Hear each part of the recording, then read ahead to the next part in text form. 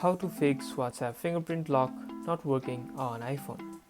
Fingerprint or Face ID not working for WhatsApp lock? Let's fix it fast. Go to WhatsApp, then go to Settings. Then find Privacy. Then scroll down and go to App Lock. Make sure to enable Face ID or Touch ID right here. In iPhone settings, tap Face ID and passcode and make sure WhatsApp is allowed under other apps. If issues persist, restart your iPhone and re-enable Face ID or Touch ID through your iPhone settings. Now your WhatsApp lock should work perfectly again. And that's about it.